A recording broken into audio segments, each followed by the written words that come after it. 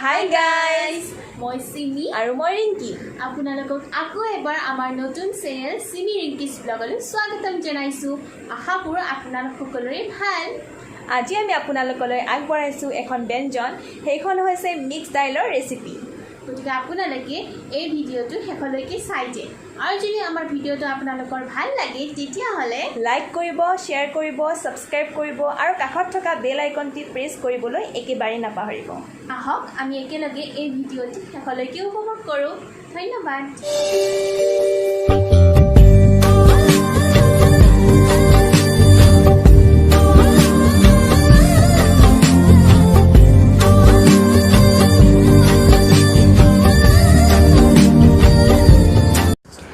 ইয়াত মই ডাঙৰ সাইজৰ এটা পিঁয়াজ লৈছোঁ, এচামুচ আদা নহৰুৰ পেষ্ট, শুকান জলকীয়া আৰু দুটা কেঁচা জলকীয়া লৈছোঁ। এইখিনি হৈছে বইল কৰা দালি, ৰাজমাহ আৰু কলা বুট আছে। এইখিনি এঘণ্টামান তিয়াই মই হুইচেল দিয়াই লৈছোঁ।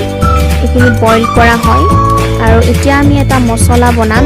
তাৰ কাৰণে মই 2 চামুচ হালধি দিছোঁ, এচামুচ আৰু অকণমান জিৰা গুড়ি দিছোঁ, লগতে অকণমান ৰঙা জলকীয়াৰ পাউডাৰ দিছোঁ। মোৰ জলকীয়াখিনি যিহেতু অকণমান জ্বলা, মই খুব কমকৈ দিছোঁ আৰু এইখিনি ভালদৰে পানীৰ লগত মিহলাই ল'ম, মিক্স কৰি ল'ম ভালদৰে। এইখিনি মিক্স কৰি ল'লোঁ মই। এতিয়া কেৰাহীটো বহাই লৈছোঁ। ইয়াত অকণমান তেল দিছোঁ, 3-4 চামুচমান হ'ব তেল। এতিয়া তেলখিনি গৰম হ'ব দিছোঁ। মই মিঠাতেল ব্যৱহাৰ কৰিছোঁ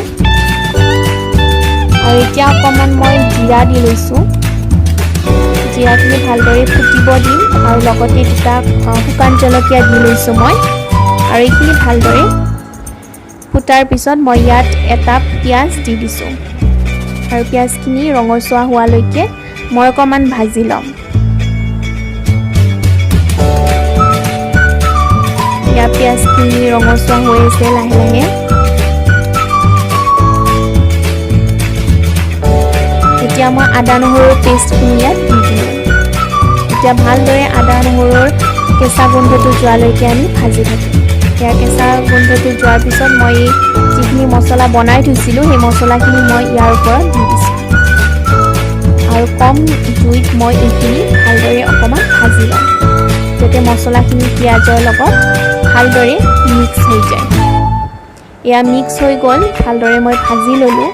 এতিয়া মই বইল কৰি থোৱা দালিখিনি ইয়াত দি দিম। এয়া মই দালিখিনি দি দিলোঁ এতিয়া আৰু ভালদৰে লৰাই লৈছোঁ অকণমান, যাতে গোটেইখিনি মিক্স হৈ যায়।